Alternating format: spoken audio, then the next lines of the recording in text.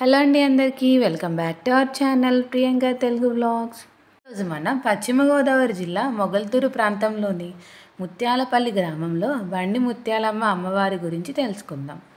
గ్రామదేవతలకు భిన్న రూపాలు కనిపిస్తుంటాయి, కానీ పశ్చిమ గోదావరి జిల్లా మొగల్తూరు ప్రాంతంలోని ముత్యాలపల్లి గ్రామంలో శ్రీ బండి ముత్యాలమ్మ అమ్మవారికి విగ్రహం రూపం ఉండదు.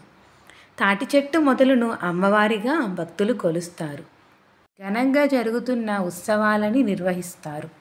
తీర ప్రాంత ప్రజల ఆరాధ్య దేవతగా వెలగారుతున్న శ్రీ బండి ముత్యాలమ్మ అమ్మవారికి విగ్రహం కానీ రూపం కానీ లేదు. తాడి చెట్టు మొదలుని అమ్మవారిగా పూజలు చేస్తూ ఉంటారు. తాడి చెట్టు చుట్టూ నిర్మించిన ప్రాకారమే ఆలయముగా విరాజిల్లుతుంది.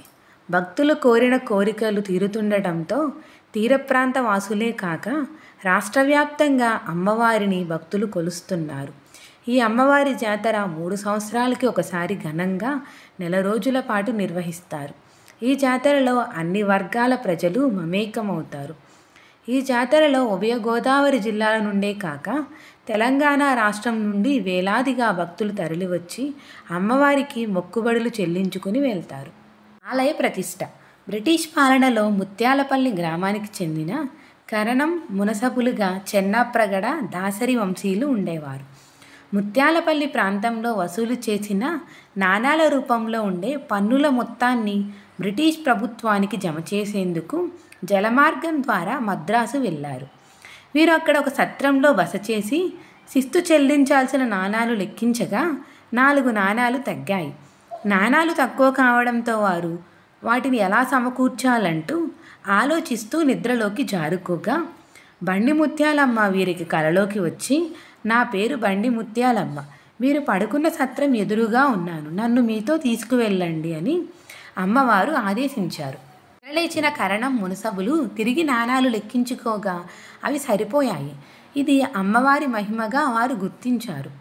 అయితే అమ్మవారి రూపం ఎలా గుర్తించాలో తెలియలేదు. వారు తిరుగు ప్రయాణంలో మద్రాసు నుండి విజయవాడకు చేరుకొని అక్కడ పడవ ప్రయాణంలో ముత్యాలపల్లికి బయలుదేరగా పడవ నిండా మట్టి రాళ్ళు కనిపించాయి. వాటిలో 3 రాళ్ళు ప్రత్యేకంగా ఉండటంతో వాటిని అమ్మవారి రూపంగా భావించారు. మరలా అమ్మవారు కనిపించి వీటిని ముత్యాలపల్లి గ్రామంలో ఈశాన్యం మూలగా ఉన్న పొన్నాలవారి తోటల్లోని తాడి చెట్టు కింద ప్రతిష్ఠించమని ఆదేశించడంతో మొదటి రాయిని ముత్యాలమ్మగా, 2వ రాయిని మారమ్మగాను, 3వ రాయిని పోతురాజుగా భావించి ప్రతిష్ఠించారు. అప్పటి నుండి అమ్మవారు తాడి చెట్టు రూపంలో పూజలు అందుకుంటున్నారు. సబ్స్క్రైబ్.